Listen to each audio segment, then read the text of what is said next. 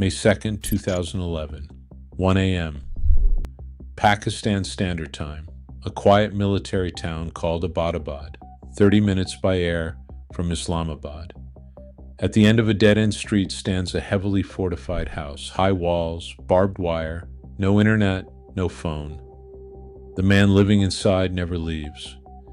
His trash is burned in the courtyard so no trace is left behind. His name is Osama bin Mohammed bin Awad bin Laden. He is 54 years old. He bathes in cold water, sleeps on the floor, drinks only goat's milk, and eats honey from his own beehives. At that same moment, two Black Hawk helicopters, running dark with no lights, lift off from Jalalabad. This is the final stage of a years-long operation called Neptune's Spear. On board, 24 special operations soldiers, a trained military dog named Cairo, a translator, and hundreds of rounds of ammunition.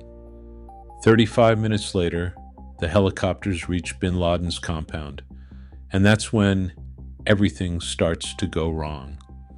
One of the helicopters loses control on approach and makes a hard emergency landing, crashing into the compound wall.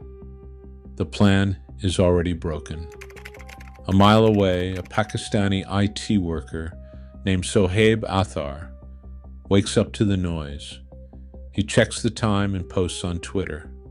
Helicopter hovering above Abbottabad at 1 a.m. Go away, 1:17 a.m. Second tweet. A second helicopter. Now there are two. Hope this isn't the start of something bad. 1:38 a.m. Third tweet. A big bang in Abbottabad. Windows rattled. Feels like something exploded. He had no idea he had just become the world's first live correspondent covering the killing of the most wanted man on the planet. Inside, Navy SEALs move floor by floor. Bin Laden's courier is killed on the first floor, his son on the second. On the third floor, a bearded man steps out from behind a door and is shot dead. Bin Laden is dead. Next to him, two untouched weapons and cash he never got to use. The last thing he ever heard was his wife screaming, "Don't shoot, there are children here." 10 years of searching, over in under 40 minutes. But to understand how the world arrived at that moment, you have to go back 54 years. March 10th, 1957, Riyadh, Saudi Arabia. In a private clinic, a boy is born. His mother is a young Syrian woman named Hamida al-Attas, one of the many wives of the wealthiest builder in the kingdom. His father is Mohammed bin Laden, a Yemeni migrant who arrived in the country in 1931 with almost nothing, and by 1957 had become a multi-billionaire. Mohammed bin Laden ran the Saudi bin Laden Group, a construction company with an exclusive monopoly on government contracts. They built royal palaces. They expanded the grand mosques in Mecca and Medina. Their name wasn't just a family name, it was a brand.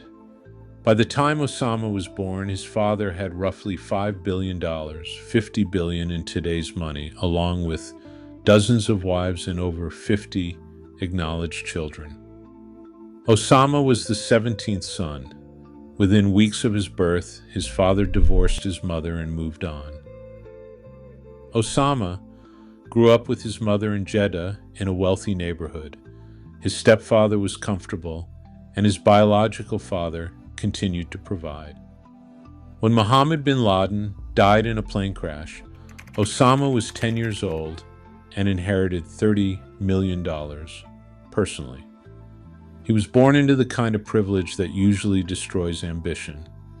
Children raised that way tend to become either spoiled or broken. Osama chose a third path, austere, severe, and deeply private. While other boys played, he read. While his siblings enjoyed luxury, he sought order within it. By his early teens, he already carried himself like someone much older, absorbed in religious texts, certain he alone understood the truth. 1968, he enrolls in the best school in the kingdom, where future princes and ministers were educated. He plays football as a center forward. He supports Arsenal. He wears the number 9 jersey. Teachers remembered he never started fights, but if someone bullied a younger student, he stepped in without hesitation. At 14, he goes to Oxford for a summer English program. At 17, he marries his first cousin, Najwa Ghanem, in a traditional arranged marriage. He will ultimately marry 5 times and father 26 children. During those years in Jeddah, he lived in a large home, drove a luxury car with a security detail, and wore a gold Rolex. Friends recalled he loved fast cars, Arabian horses, American westerns, and writing poetry in classical Arabic. Not exactly the image of a future terrorist. 1976. He enrolls at King Abdulaziz University, studying economics and business. He could have become a minister. He could have led the family corporation. Instead, he falls in with a student religious circle obsessed with puritanical Islam, and he meets a man who changes everything. His name is Abdullah Azzam, a Palestinian scholar of Islamic law, a fierce preacher who declared armed jihad the personal obligation of every Muslim on earth. For bin Laden, Azzam becomes a spiritual father. Azzam convinces him to abandon his comfortable life entirely. No more music, cinema, luxury. Devote yourself to the great mission. And Osama listens. Then, in 1979, 2 events happen that push him past the point of no return. First, Islamic radicals seize the Grand Mosque in Mecca, the most sacred site in Islam, accusing Saudi Arabia of drifting toward the West. It shakes the entire Muslim world. The mosque was being renovated at the time by the Saudi bin Laden group, Osama's own family. Second, the Soviet Union invades Afghanistan.